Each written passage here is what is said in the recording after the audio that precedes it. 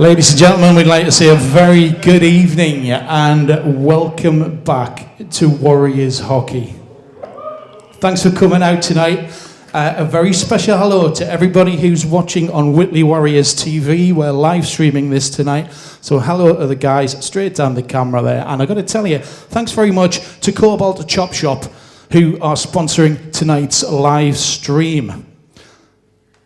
So it's nearly here. Are you getting excited? Yeah, you will. By the time the lads step out on the ice for the first game on home ice, it'll have been 560 days since they've played a competitive game here at Hillheads, and I can't wait to be out there cheering for them. But in order to do that, we're going to need some team shirts because we sold the last lot off to you guys.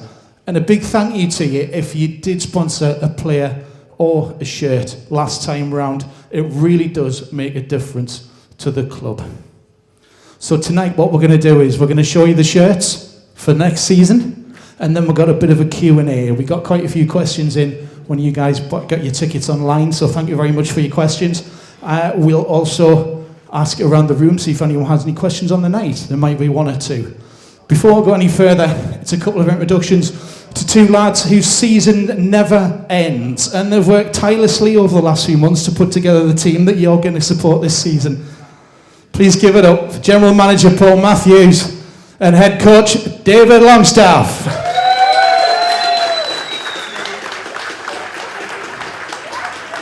They're going to take part in the Q&A very soon, but first, I'm going to move over here. Let's show you the shirts. First of all, in this season's warm-up shirt, and sponsored by JD Gyms, and our thanks to them as our new corporate supporter, please welcome Stephen Chalmers.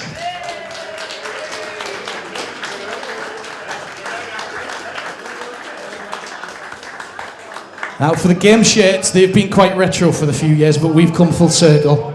We've brought it bang up to date. So wearing the new season maroon shirts, proudly displaying our main sponsor, Howden's Tyne Tunnel, please welcome Harry Harley and Niall Ryder.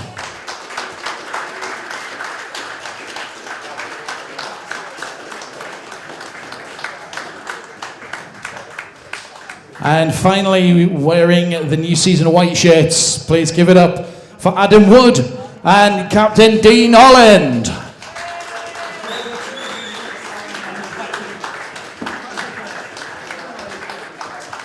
Good evening, gentlemen. Thank you for being here tonight. So replica shirts and other Warriors merchandise will be on sale in the bar afterwards. And of course, there's two ways you can get your hands on a game-worn shirt, an original, one of these actual shirts that are being worn tonight. You can either sponsor a player or you can sponsor a shirt. Go to whitleywarriors.net for more information on that, and we're going to be opening shirt sponsorship tomorrow. So warm-up shirts will be available to fans in an auction later in the season, as we always do. So if you want to grab any photos, now's the time to do that. There we go. You can stampede to the front, or you can, just take them from the back.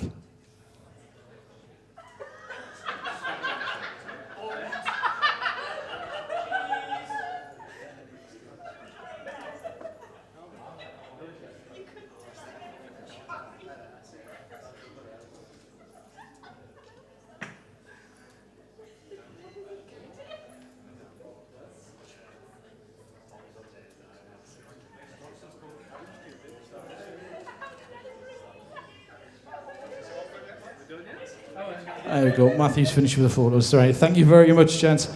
Okay, so on to the Q&A. Thank you to everybody who supplied a question. If you do think of one here tonight, I'm going to give you a shout in just a second. I'll open it up to the room and see if we've got any questions. But first of all, this came in online, and this is possibly the most asked question in the off-season. What's happening with Richie Lawson? He hasn't been announced as a re-signing, but he also hasn't listed in the players that have left the club. So I'm going to put that to Paul. And if you can talk into your mic there, Paul, so everyone can hear you. It's on, yeah, it's on. Well, throughout this summer, me and David obviously speaking to all the lads. We had a conversation with Richie Lawson. I think he is keen to come back, but his circumstances, he's obviously got married, for those who didn't know that. He has other, I think he's just gone on holiday. So it's one of those where we just have to obviously wait and see what happens. That might transpire in November time. We don't know yet, but we had to go ahead and sign some goalies, and that's what we've done. Obviously, we have to respect Richie's decision. He wasn't ready at that time, so like I say, we have to evolve. We have to move on. We signed 3 goalies who are going to get a chance to prove their worth in the team. So I hope that answers the question. So if he does sign later in the season, he's going to have to battle for his place, isn't he? Yeah, without a doubt, yeah. I mean, everybody's in the same boat. Everybody has to fight for their place. Thank you, Paul. This is from Matthew, who says, which team do you see as the biggest threat this season? And I'm going to put that to Lobby. I think after you said 560 days, it's going to be difficult to realise to know how good any of the teams really are. I think the main thing we can do is, you've seen we've put together a really good team. If we concentrate on ourselves and with the talent we have, I'm sure it'll be a challenge for anyone, and I'm sure the teams won't be wanting to play against us. Cheers, Lovey. To the new players who we've signed, we've got some brand new names on the roster, and some fantastic names as well, we might add. And 2 of them with us tonight, Stephen and Adam. And the question is, how well have you settled in? Have you settled in? Are you ready for the season? Let's go. Yeah, I mean, settled in pretty quickly. Like, all the guys have been great, welcoming me in, and really excited for the season to start. Yeah. Great stuff. Thank you very much, Stephen. And Adam's already got the mic there. Yeah, pretty much the same as what Steve said. It's been really easy to settle in, really easy change room to kind of walk into and straight away get along with new teammates. I think my only worry was different accents. Maybe not everyone would understand me, I wouldn't understand them, but that's not been a problem so far. We'll have him going here by the end of the season. He'll be speaking Geordie by the end of the season, I'm telling you. From the younger players then, this came in from James online, but we're going to put this to Niall. We're going to say, not putting you on the spot or anything, but he is good in an interview, we'll give him that. What's it like being in the dressing room with some of the more experienced players? What have you learned from them, and is there anything you can teach them? Apart from some horror stories back in the day, I think it's good. I think just sort of being in the room with Dean, that, look at him video on that. Have you seen him? I'm talking like Lenny with Mice and Men, he's videoing us. It is good. Obviously, you go from juniors, you just sort of do what you want and float about the ice and you can just get away with it, whereas obviously Lobby will not let you get away with certain things, and learning from the older players, especially this year, it's going to be good learning from the likes of Farms and stuff, so who've played at a high level. So it's better than it is at 20s and stuff. You sort of just get away with what you want, and it's a bit funner. Smashing, thanks, Niall. And on to the more experienced players aforementioned. We're going to go to Dean now, and this is from Paul, who is online. Dean, you were the first announced. How do you feel about how the squad has progressed as each new announcement has been made? Yeah, David and Paul put a great team together. They set their plans out quite early, and the team looks very strong for this year. Smashing, cheers. From James online, I don't know if it's the same James as before, it might be. We're going to put this to Paul. There was a rumour that last presentation night was going to be absolutely epic, and it was. How disappointing were you that this never happened, and will you be planning the same one for this season? I don't know about epic, but I think it was. We're all looking forward to it because obviously we'd won the league and we didn't know how we were going to progress in the playoffs. It was a different venue. It was a good sponsor. We had the Village Hotel. Ideally, we'll be having it again there this year with hopefully the same success we had last year, when possibly having the cup to it as well. But we don't want to jump the gun too far. We're just going to take every game as it comes. But I would love to think we could have another successful, this time, presentation night at the Village. Let's see if we can actually do it, instead of sitting in our houses under the COVID sort of rules. So fingers crossed that we can do that. Thanks, Paul. And from Sue online, also for Paul as well. How come you haven't announced any pre-season friendlies this year? Me and David, we've discussed this over time.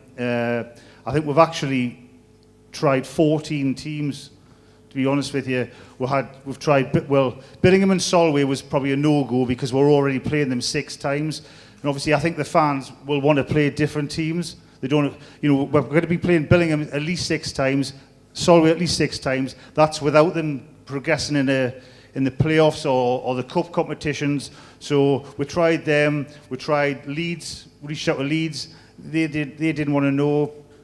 I had some teams in the lower leagues, possibly they think we were going to be too strong. So again, that was knocked out of the way.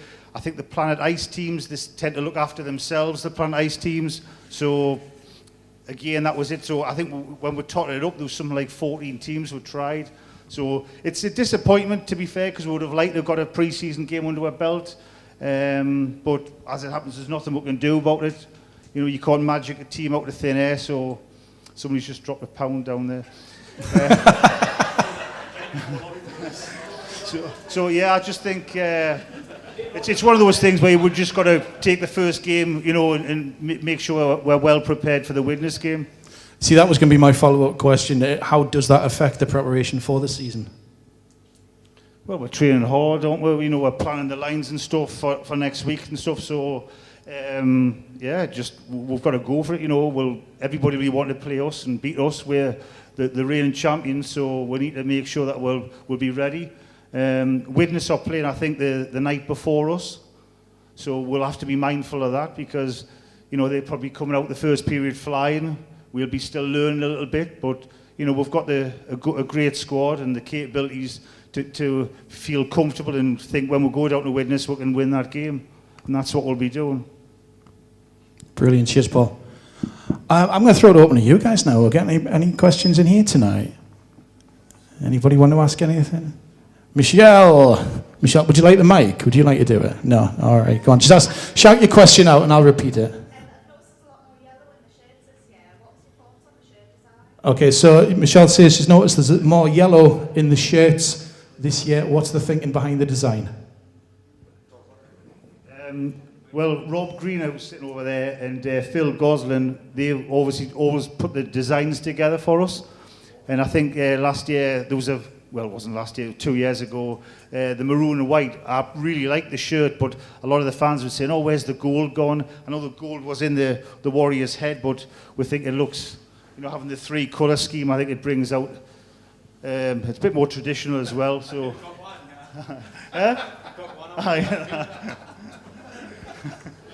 So yeah, I think the 3 colour scheme looks a little bit better, and it's different from the maroon and white.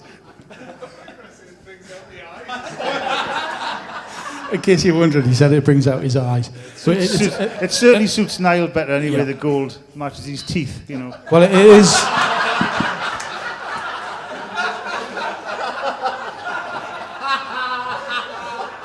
And on that note, well, it is known as the maroon and gold, isn't it? So, we were just the maroon, and we're back to the maroon and gold now. So, anybody else got any other questions tonight?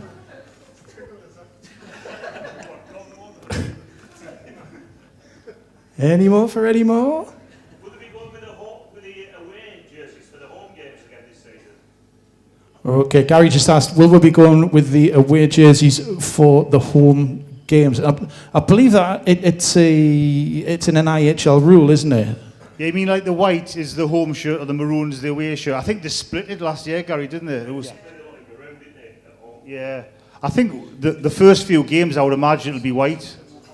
It was half and half, yeah. So it was by Christmas time. I think after Christmas you start wearing the maroon, but obviously it depends who you're playing against. Because I think last year when we were playing Sutton, I think they only had 1 jersey. So when they travelled in yellow, we were always playing in white when we played them. I think so.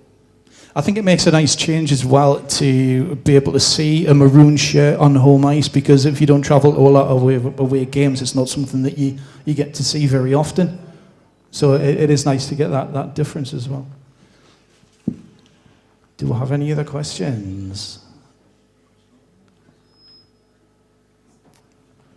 Any more last chance? All right, we're going to take that as a no. I'm going to say thank you very much for coming out, ladies and gents. Our first 2 games are away to Widnes a week on Sunday, and then away to Solway the following Saturday. That's the 18th. If you're travelling to either of those games, firstly, thank you, because the away support makes so much difference to the lads on the ice. Second, well, who doesn't love a trip to another team's rink? It's always good fun. If you aren't travelling, we'll see you here at Hillheads Sunday, the 19th of September, for the opening home game of the season, which is going to be the derby. Birmingham Stars are in the house. 5 p.m. face-off, as always. Replica shirts are on sale now in the bar, along with all the other Warriors merchandise as well. And white shirts are available from stock, but you can order maroon shirts if you want one of those. I would like to say good night to everybody on Warriors TV. They're going to leave us now, because we're now going to draw the raffle